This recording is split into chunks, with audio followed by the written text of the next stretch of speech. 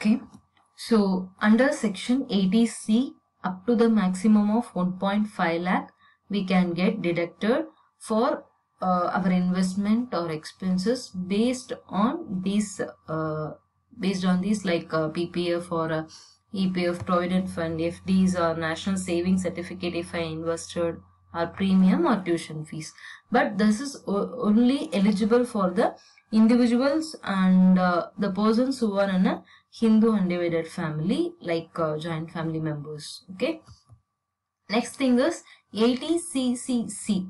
Okay. This is purely for pension fund. This is purely for pension fund. Either if I paying in any other private banks or any other private financial institutions or a government thing, whatever, up to maximum of 1.5 lakhs. So under 80CCD, it is purely for pension fund initiated by central government. I am investing 1,50,000 rupees in the pension fund initiated by central government, and I am an individual. This is not for the Hindu undivided family members. So only if I am an individual, I can use these deductions. So under section 80CCD1, employees' contribution to NPS, National Provident Fund or National Pension Scheme. So account a maximum up to rupees 1,50,000. Okay. So under this CCD1, the thing is, if suppose I am a salaried person, I can deduct 10% of my salary, or if I am a self-employed, I am running my own company, I am an entrepreneur, so I can deduct 20% of gross total income or rupees 1,50,000, whichever is lesser.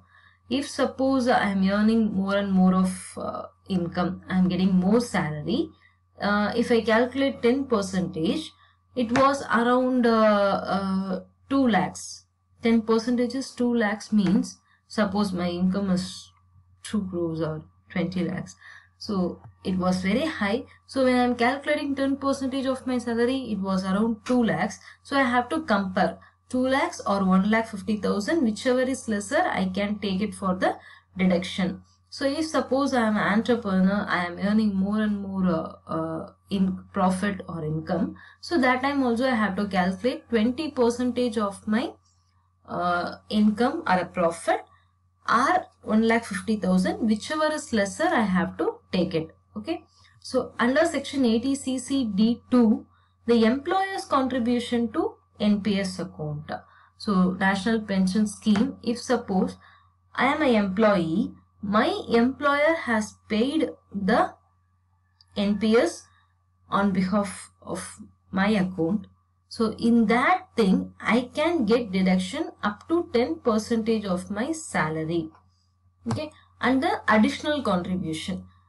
If I am registering according to the additional contribution 80CCD1B, I can get extra 50,000 rupees deductions. So like for example, I am saying, if suppose an employee is investing rupees 2 lakhs in the NPS, National Pension Scheme. If I am an employee, in this particular year, I am investing 2 lakhs rupees in NPS. So 1,50,000 I can deduct using the section under 80CCD1. So the balance 15,000 I can deduct it using the section under 80CCD1B. Okay. So totally for the 2 lakhs of amount I can get the deduction. But if suppose my investment exceeding 2 lakhs, it may be 2,50,000, 3 lakh, I am investing. In that time, I could not claim for the balance 1 lakh. So up to 2 lakh, I can get the deduction. Apart from the 2 lakhs, I could not get any deductions. Okay. Then 80CCG. This is purely for equity share. If suppose I am investing my profit or income in the equity share, I can get deduction up to the 50% of amount I have invested.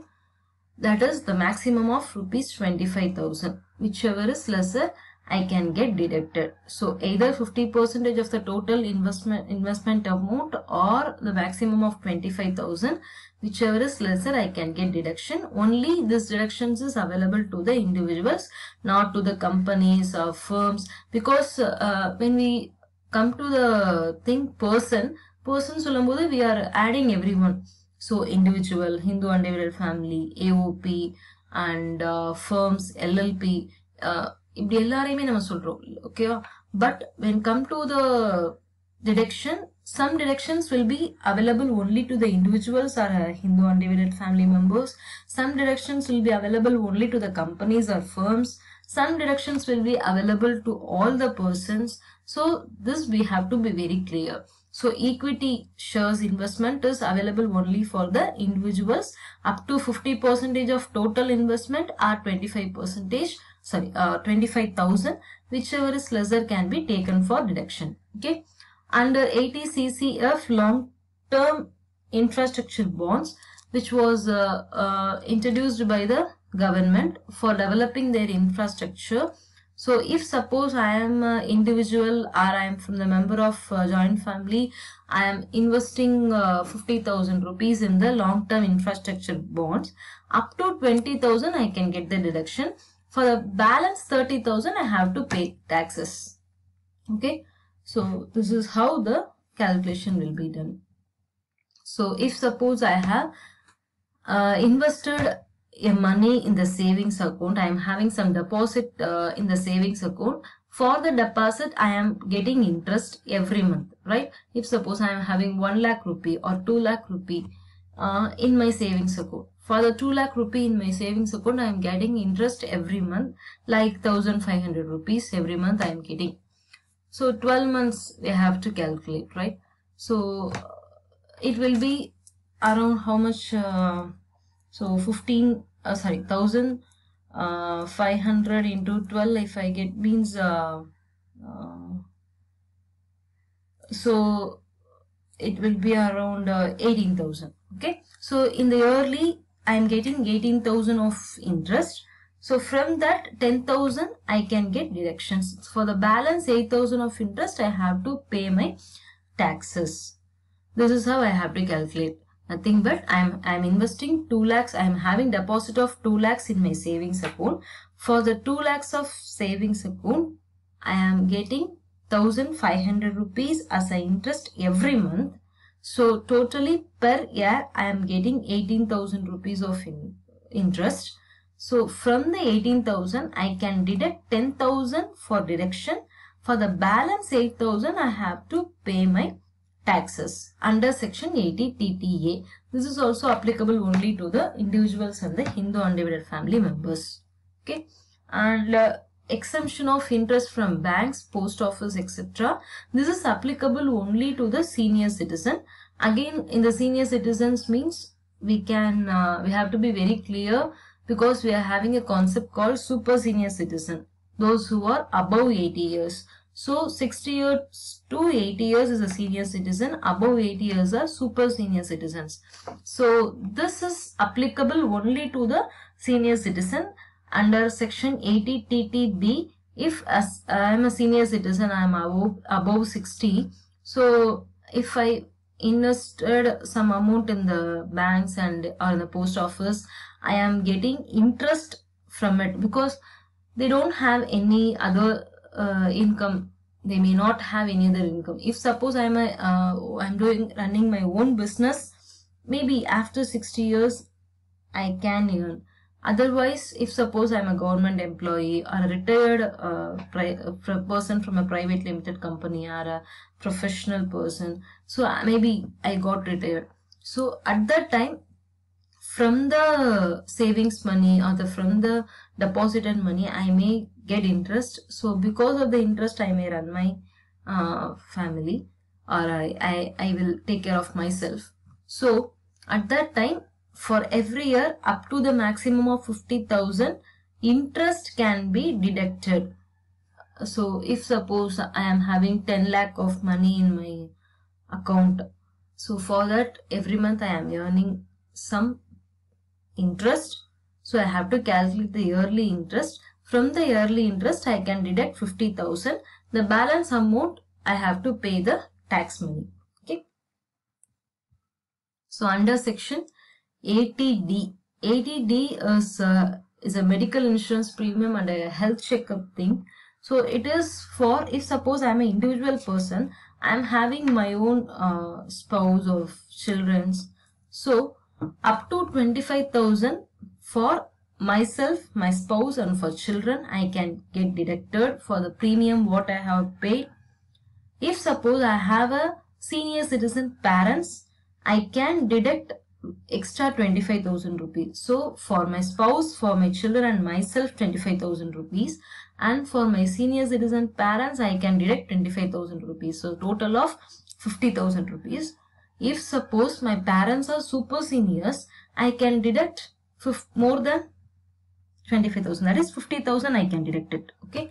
If suppose that both the taxpayer and also the parents are above 60, because in many cases the taxpayer may be 60, 61 or 62, their parents may be above 85 or up to 90 or more than 90 years.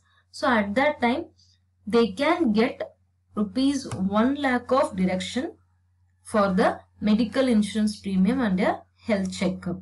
Apart from all these, for the health checkup, rupees 5,000 can be claimed for every family. Okay.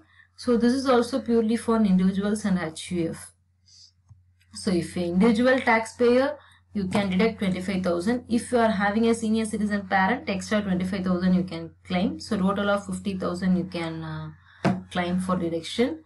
If suppose both the taxpayer and the parents are above 60, that is, a taxpayer is a senior citizen and the parents are super seniors. So at the case you can claim up to 1 lakh of deduction. Okay. And under section 80DD, if suppose I have a handicapped person with me, I am taking care of them, so I can claim rupees 75,000 if the disability is 40% or more but less than 80%. If the disability is more than 80%, I can claim 1,25,000. Please, you have to be very clear about this concept. I am not disabled. I am not a handicapped person. I am taking care of a person who are handicapped and who are staying with me, who is depending on me.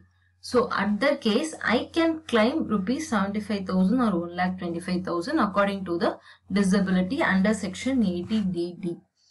Next thing is medical expenditure on self or dependent relative for diseases specified in the rule 11DD.